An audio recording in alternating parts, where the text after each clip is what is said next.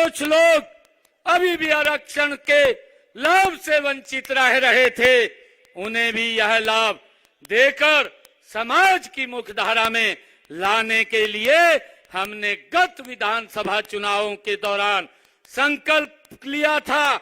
हमने कहा था कि वर्गीकरण करने का जो वायदा हमने किया था हम उसको पूरा करेंगे।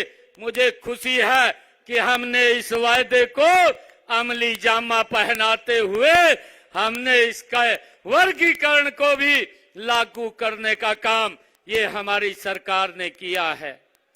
भाइयों, मुझे खुशी है कि हर सरकारी सेवाओं में सीधी भर्ती में हमारे अनुसूचित जाति के लिए आरक्षित 20% कोटे में से आधा 10% कोटा वंचित समाज अनुसूचित जातियों के उम्मीदवारों के लिए भाइयों आरक्षित किया गया है।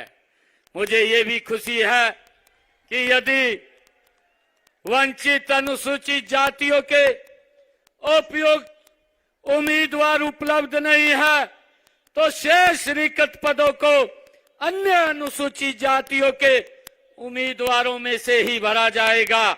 यदि अन्य अनुसूचित जातियों के उपयुक्त उम्मीदवार उपलब्ध नहीं है तो शेष रिक्त पदों को भरने के लिए वंचित अनुसूचित जातियों के उम्मीदवारों पर ही विचार किया जाएगा। इससे पहले हमने अनुसूचित जातियों को प्रथम एवं द्वितीय श्रेणी में पदों में 20% आरक्षण प्रदान ये किया है। मुझे खुशी है कि हम महर्षि वाल्मीकि जी और संत कबीरदास जी, संत रविदास जी महाराज और बाबा साहेब अम्बेडकर जी जैसे महापुरुषों के विचारों का प्रचार करने के लिए प्रमुख शहरों में समरसता विरासत केंद्र स्थापित करने का निर्णय भी हमारी सरकार ने लिया है। भाइयों, मुझे खुशी है आज आप लोगों के बीच में ये भी बात बताते हुए कि हमने यह सुनिश्चित किया है कि प्रदेश में 50% सफाई ठेके सफाई मित्रों और उनको समूहों को ही दिए जाएंगे, उससे बाहर नहीं जाएंगे।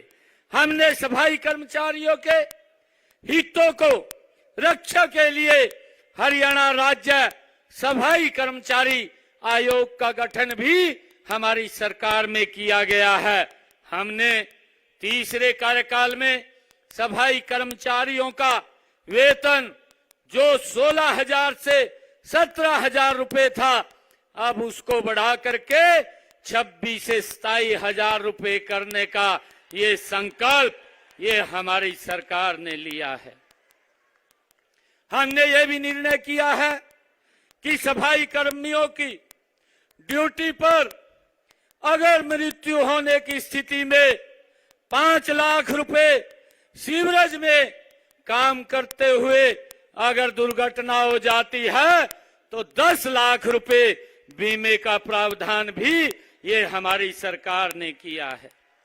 हमने एजेंसियों के माध्यम से कार्यरत 5,000 से अधिक कर्मचारियों को संबंधित पालिका के रोल पर लिया है।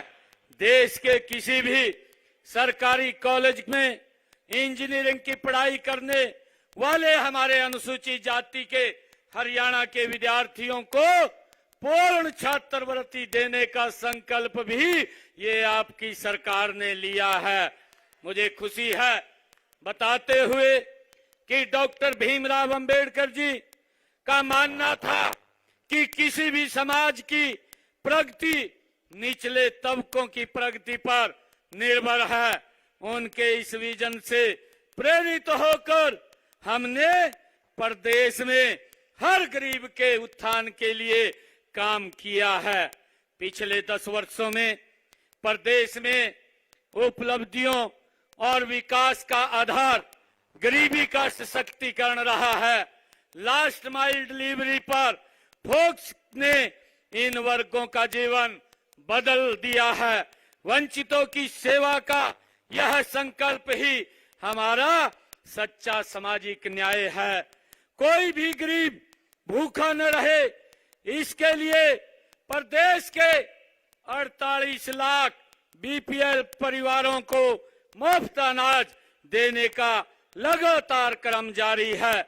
इस अनाज को पकाने के लिए हमारी गरीब माताएं बहनें जो चूल्हे के ऊपर बैठ करके भोजन बनाती थी, धुएं के कारण आंखें खराब होती थी।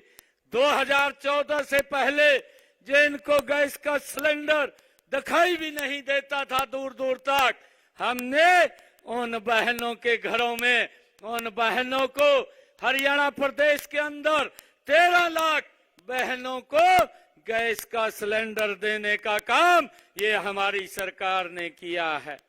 भाइयों, हमने ये भी पिछले दिनों निर्णय किया था कि हमारी ये बहनें जिन्होंने गैस का सिलेंडर लेना होता है, हमने बीपीएल परिवारों के लिए उसकी कीमत 500 रुपया की, आज 500 रुपए के अंदर गैस का सिलेंडर हमारी बहनों को उपलब्ध हो रहा है। इसके तहत हमने रजिस्ट्रेशन पोर्टल भी खोला है। इस पोर्टल पर पंजीकृत परिवारों को गैस के सिलेंडर की कीमत में 500 रुपए में ही वो मिलता है। शेष उसकी ऊपर की राशि हरियाणा सरकार उनके खाते में तुरंत ट्रांसफर करने का काम हमारी सरकार करती है। ये निर्णय भी हमने पिछले दिनों लिया है।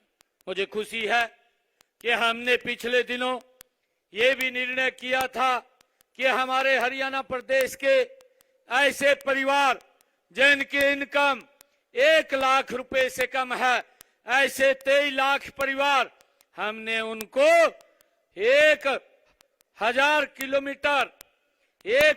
किलोमीटर 1 साल में वो फ्री में हरियाणा सरकार की बस में यात्रा कर सके। उन्होंने कहीं दवाई लेने जाना है, कहीं रिश्तेदारी में जाना है, उनको दिक्कत ना आए, हैप्पी कार्ड देने का काम भी ये हमारी सरकार ने किया है। भाइयों, मुझे ये भी खुशी है कि हमने पिछले दिनों पिछड़े समाज के लिए भी जो उनकी क्रीमी लेयर की व्यवस्था थी वो 6 लाख रुपए थी, उसको भी हमने बढ़ा करके 8 लाख रुपया करने का निर्णय भी हमारी सरकार ने लिया है। अभी हमने कैबिनेट की बैठक में यह भी प्रस्ताव किया है और विधानसभा में जब बिल आया उसको भी हमने पास किया है कि जो नगर पालिकाएं पंचायती राज संस्थाओं में जो ओबीसी बी की आरक्षण की 5% का आरक्षण बी को देने का निर्णय भी हमने उसके अंदर लिया है। हमने इसी प्रकार भाइयों बहनों, मुझे बताते हुए खुशी हो रही है कि हर गरीब के सर के ऊपर छत मुहैया कराने के लिए प्रधानमंत्री आवास योजना के तहत मकान बनवाए जा रहे हैं। मुझे खुशी है हमने अब तक हरियाणा प्रदेश के अंदर 50 लाख नए मकान बना करके चाबियां सौंपने का काम किया है। 15,000 मकान जल्दी तैयार हो रहे हैं, काम चल रहा है, उनकी भी चाबियां सौंपने का काम जल्दी ही हमारे सरकार करेगी। मुझे ये भी खुशी है कि हमने शहरों के अंदर भी एक योजना और लेकर के हम आए थे। शहरों में हमने मुख्यमंत्री शहरी आवास योजना चला करके जिन परिवारों को शहरों में जमीन नहीं है, ऐसे लोगों को भी हमने लगभग 15,250 ऐसे परिवार थे जिनको 14 शहरों के अंदर 30-30 गज का प्लॉट देने का काम हमारी सरकार ने किया है। और भाइयों, जितने शहर और छूटे हैं उसकी भी हमने पूरी रचना योजना बना रखी है और जल्दी ही उन शहरों के अंदर भी जा करके ये 30 गज का प्लॉट देने का काम हमारी सरकार करेगी। भाइयों, मुझे ये भी खुशी है कि डॉक्टर भीमराव अंबेडकर आवास नवीनीकरण योजना के तहत हमने जो आवास को नवीनीकरण के लिए 80,000 रुपया देने का काम भी ये हमारी सरकार कर रही है। मुझे ये भी खुशी है, आने वाले समय के अंदर हमारी सरकार हरियाणा प्रदेश के अंदर 5 लाख और नए मकान बना करके देने का काम ये हमारी सरकार करेगी। भाइयों, मुझे ये भी खुशी है आप सबको बताते हुए कि प्रदेश में 1 लाख गरीब परिवारों के घरों के ऊपर जो आदरणीय प्रधानमंत्री जी ने एक योजना चलाई, हर घर प्रधानमंत्री सूर्य घर मुफ्त बिजली योजना, और इस योजना के तहत घर के ऊपर 2 किलोवाट का सोलर पैनल वो लग रहा है, उसकी गति और तेज होगी। और मैं आपको विश्वास दिलाता हूं, ये प्रधानमंत्री जी का विजन था, 2 किलोवाट का सोलर पैनल लगेगा और 2 किलोवाट का सोलर पैनल लगेगा, बिजली का बिल 0 हो जाएगा। ये निर्णय, उसके ऊपर 1,10,000 रुपए का खर्चा आता है और उसमें से 80,000 रुपया आदरणीय नरेंद्र मोदी जी देते हैं और बाकी का पैसा हरियाणा सरकार देती है। बेनिफिशियरी को कोई पैसा नहीं लगता और उसकी छत के ऊपर 2 किलोवाट का ये प्रधानमंत्री सूर्य घर मुफ्त बिजली योजना के तहत 2 किलोवाट का सोलर पैनल लगाने का काम ये हमारी सरकार कर रही है। भाइयों, मुझे ये भी खुशी है कि हमने गरीब परिवार को ये चिंता करते हुए आदरणीय प्रधानमंत्री जी ने जो प्रधानमंत्री आयुष्मान भारत योजना चलाई है, उसके तहत 5 लाख रुपए का लाभ ये गरीब व्यक्ति को मिलता था। अगर कोई बीमारी आ जाती थी, वो हॉस्पिटल में जाकर के अपना इलाज करा सके। अब इस योजना को भी बढ़ाने का काम ये हमारी सरकार करेगी। अब इसको 10 लाख रुपए का अधिकार देने का निर्णय ये हम करेंगे। भाइयों, हमने ये भी निर्णय किया है आदरणीय प्रधानमंत्री जी ने कि इससे अलग अगर कोई भी 70 साल से ऊपर का बुजुर्ग है, वो कोई भी है, उसको भी अगर कोई दिक्कत आ जाती है, उसके इलाज की चिंता अब परिवार को नहीं, अब उसकी चिंता ये डबल इंजन सरकार को है, नरेंद्र मोदी और हरियाणा सरकार को है। उसको भी 5 लाख रुपए का अलग से इलाज देने का काम ये हमारी सरकार कर रही है। भाइयों, मुझे ये भी खुशी है कि समाज में हर परिवार को बेटी के विवाह की चिंता रहती है।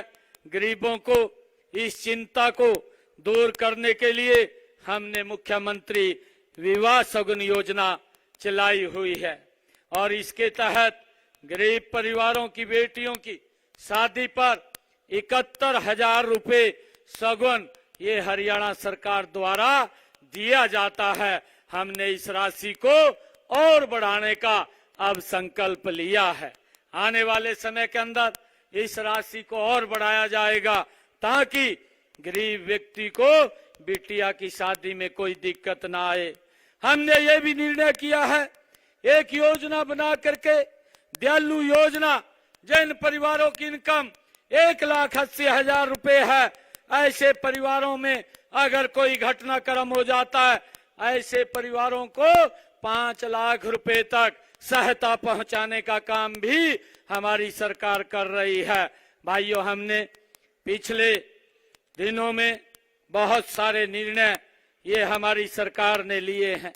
भाइयों, मुझे खुशी है कि हमने ये भी निर्णय लिया कि हमारे जो ऐसे परिवार जिनके परिवारों की इनकम 1,80,000 रुपए है, ऐसे परिवारों की बेटियों को भाइयों ग्रेजुएट पोस्ट ग्रेजुएट तक फ्री में एजुकेशन देने का निर्णय भी हमारी सरकार ने लिया है। भाइयों, मुझे ये भी खुशी है कि हमने ये भी निर्णय किया कि जो हमारी